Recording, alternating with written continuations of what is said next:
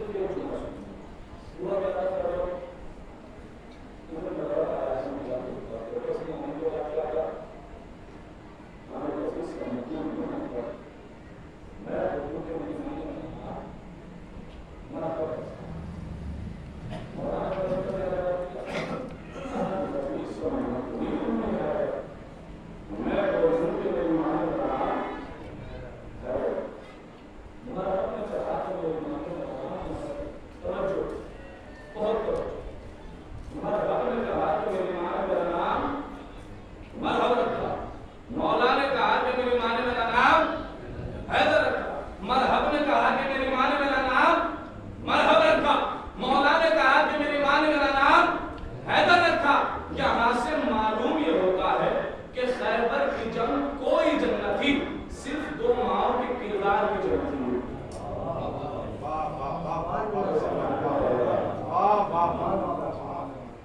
खैबर की जंग कोई जंग न थी, सिर्फ 2 माओ के किरदार की जंग थी। इसलिए कि मरहब ने कहा कि मेरी माँ ने मेरा नाम मरहब रखा, मौला ने कहा कि मेरी माँ ने मेरा नाम हैदर रखा। खैबर की जंग कोई जंग न थी, सिर्फ 2 माओ के किरदार की जंग थी। इसलिए कि मरहबो हैदर ये बता रहे थे कि एक माँ ही होती है कि जो मरहब को मरहब बनाती है, एक माँ ही होती है जो हैदर को हैदर।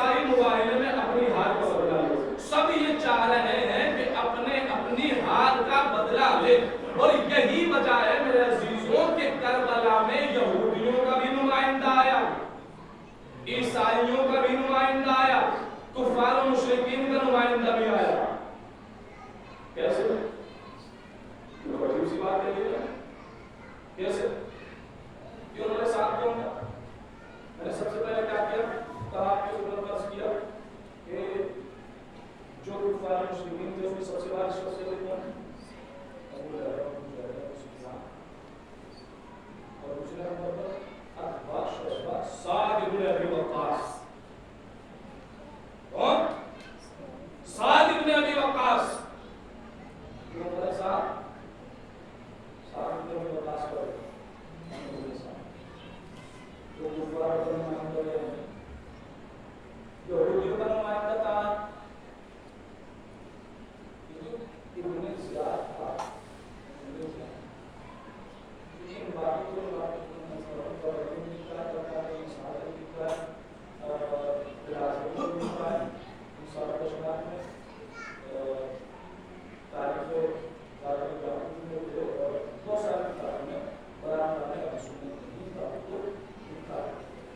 تو یہ تو آ گیا ہمارے ساتھ کفار مشرکین کا نمائندہ.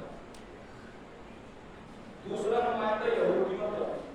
ابن زیاد کے بارے میں یہ کہا جاتا ہے کہ جب یہ پیدا ہوا تو اس کے پیدا ہونے کے 2-4 سال کے بعد ہی اس کی ماں اور اس کے بعد میں اختلاف ہوا اور یہ اس کی ماں جو تھی ابن زیاد کو لے کر اپنے ننیال میں اپنے مائکے میں چھوڑ گئی. اور لکھا ہے علماء نے کہ اس کے جو ننیال والے تھے وہ سب کے سب یہودی تھے. ابن زیاد کے ننیال والے اس کا نام بھی یہودی، اس کا نام بھی یہودی، اس کی فادر بھی یہودی، سب کے سب کون تھے؟ یہودی. تو یہ یہودیوں کا نمائندہ آیا کون؟ ابن زیاد. عیسائیوں کا نمائندہ کون؟ یہی حال یزید کا بھی. یزید کی ماں کا نام تھا میسون یا میسونہ. یہ بجدل کلبی کی بیٹی کہ جو اپنے خاندان سے عیسائی ہو رہا اور امیر شام اور اس محصول میں بھی اختلاف ہوا تو یہ یزید کو لے کر اپنے گھر چلی گئی عیسائیوں میں. تو یزید کی پرورش ہوئی عیسائیوں میں. یزید کی پرورش ہوئی عیسائیوں میں. یزید پلا بڑا ہے عیسائیوں میں. اس کا نانا بھی عیسائی، اس کا خالہ بھی عیسائی، اس کا خالہ بھی عیسائی، اس کے ماموں بھی عیسائی، سب کے سب کون تھے؟ عیسائی. تو یزید پلا بڑا عیسائیوں میں. ابن زیاد پلا بڑا ہے کہاں؟ یہودیوں میں. قرآن کی آیت کیا کہہ رہی ہے؟ یہودی یہ کہتے ہیں کہ عیسائی جھوٹے اور عیسائی یہ کہتے ہیں کہ یہودی جھوٹے. یہودی عیسائیوں کو جھوٹا بتلا رہا ہے اور یہودی عیسائیوں کو عیسائی یہودیوں کو جھوٹا بتلا رہا ہے. تو کربلا میں میرے عزیزوں تینوں کے نمائندے آئے. کفار مشرکین کا بھی نمائندہ آیا، یہودیوں کا بھی نمائندہ آیا، عیسائیوں کا بھی نمائندہ آیا. اب اندازہ لگایا آپ نے حسین ابن علی کس شخص کا نام ہے؟ حسین کسی ایک انسان کا نام نہیں ہے بلکہ تین دشمنوں کے بڑے بڑے لشکروں کے مقابلے پر ثابت قدم رہنے والی پوری ملت کا نام حسین ہے. پوری ملت کا نام حسین ہے. پوری ملت کا نام حسین ہے. یہ کفار مشرکین اپنی اپنی ہار کا بدلہ لینے کے لیے آئے ہیں. یہودی خیبر کی ہار کا بدلہ لینے کے لیے آئے ہیں. عیسائی مباہلے کی ہار کا بدلہ لینے آئے ہیں. حسین ابن علی ان کے مقابلے پر کھڑی ہونے والی پوری ایک ملت کا نام ہے کہ جس نے ایک بھری دوپہر میں ان سب کو خیبر کی بھی یاد دلائی، مباہلے کی بھی یاد دلائی، خندق کی بھی یاد دلائی. سب کو یہ تین لشکر یہودیوں کے، عیسائیوں کے اور کفار مشرکین نبی کے مقابلے کو حسین کے مقابلے پر یہ مقابلہ ہے اور چاہتے ہیں کہ اپنی اپنی ہاتھ کا بدلہ ہے. تو عیسائیوں کے نمائندے کا نام کیا ہوا؟ یزید. یہودیوں کا نمائندہ کون؟ ابن زیاد. کفار مشرکین کا نمائندہ کون؟ عمر سعد. یہودی یہ کہتے ہیں کہ عیسائی جھوٹے. قرآن کی آیت وقالت اليهود ليست النصارى على شيء وقالت النصارى ليست اليهود على شيء. یہودی یہ کہتے ہیں کہ عیسائی جھوٹے، عیسائی یہ کہتے ہیں کہ یہودی جھوٹے. یہ تحریر جو میں آپ کی خدمت میں عرض کر رہا ہوں یہ اتنے سناٹے میں سننے والی نہیں تھی، لیکن آپ میں نے شروع بات کر دی تو چاہتا ہوں کہ آپ تک کچھ بات پہنچ جائے اور میری بات تمام ہو جائے. مقصد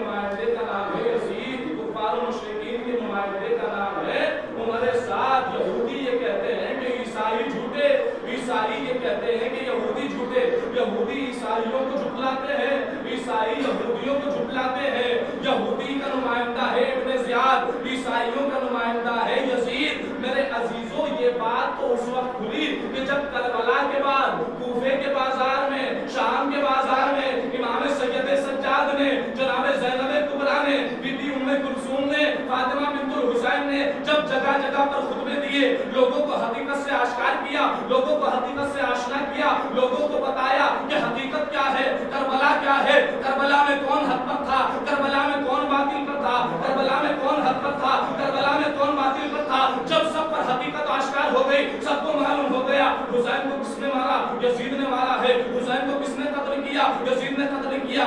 اب سب ممالک سے یزید کے پاس خط آنا شروع ہوئے، یزید کے پاس خط آ رہے ہیں، یزید یہ تو نے کیا کیا، تو نے نبی کے نواسے کو مار ڈالا، یزید یہ تو نے کیا کیا، تو نے فاطمہ کے لال کو قتل کر دیا، یزید تو نے کیا کیا، تو نے علی کے بیٹے کو قتل کر دیا، یزید یہ تو نے کیا کیا، تو نے حسن کے بھائی کو قتل کر دیا۔ تو اب یزید بوکھلا گیا، اب کرے تو کیا کرے، اب اس میں ابن زیاد کے اوپر الزام دھرا، ارے میں نے کہاں قتل کیا ہے، ابن زیاد نے مارا ہے۔ اب ابن زیاد کے پاس تمام ممالک سے خط آ رہے ہیں، او ابن زیاد کہ تو نے کیا کیا، تو نے نبی کے نواسے کو مارا۔ اب جب ابن زیاد پر الزام دھرا گیا تو اب ابن زیاد اپنا دامن بچانے کے لیے اب یہ کہتا ہے کہ میں نے نہیں مارا، یزید نے مارا ہے، یزید کہتا ہے کہ میں نے نہیں مارا، ابن زیاد نے مارا ہے، ابن زیاد کہتا ہے یزید نے مارا، یزید کہتا ہے ابن زیاد نے مارا۔ قرآن کی آیت کہہ رہی ہے یہودی کہتا ہے عیسائی جھوٹا، عیسائی کہتا ہے یہودی جھوٹا۔ ارے بھائی کیا ایک دوسرے پر الزام دھر رہے ہیں، میں نے نہیں مارا،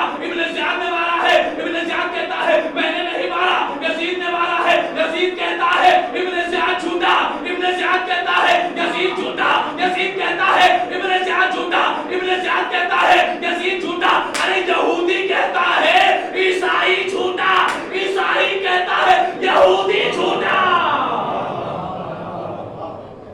صلوات پڑھے محمد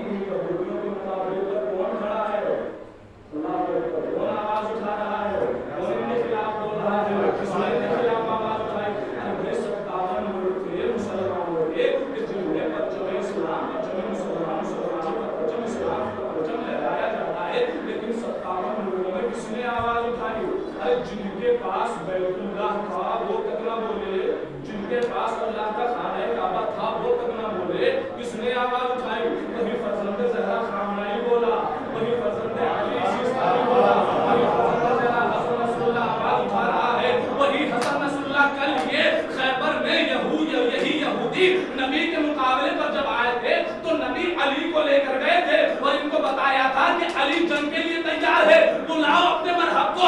آج بھی علی کا بیٹا حسن نصر اللہ ان سے مخاطب ہو کر یہی کہہ رہا ہے، او یہودیوں، میں علی کا بیٹا تم سے جنگ کرنے کو تیار ہوں، اگر تم میں ہمت ہے تو جاؤ اپنے مرحب کو بلا کر لاؤ۔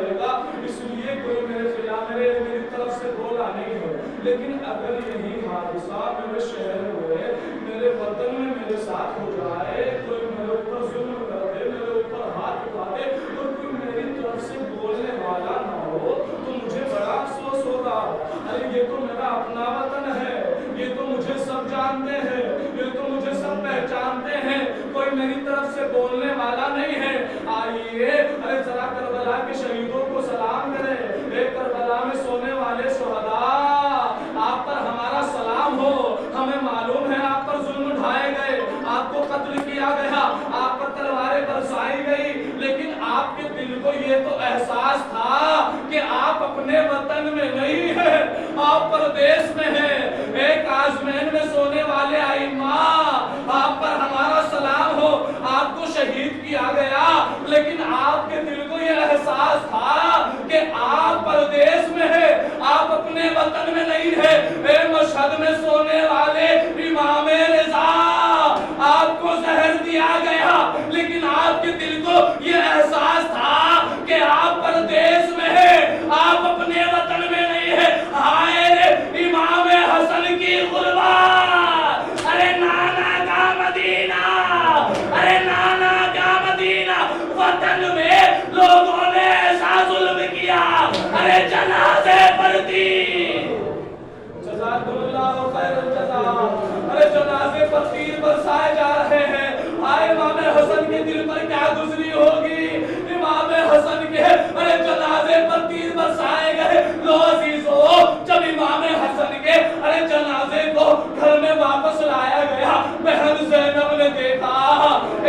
مرتبہ چلا کے کہتی ہے بھیا حسین ارے میں نے تو اپنے بھائی کو ارے سفید کفن پہنایا تھا، یہ کفن سرخ کیسے؟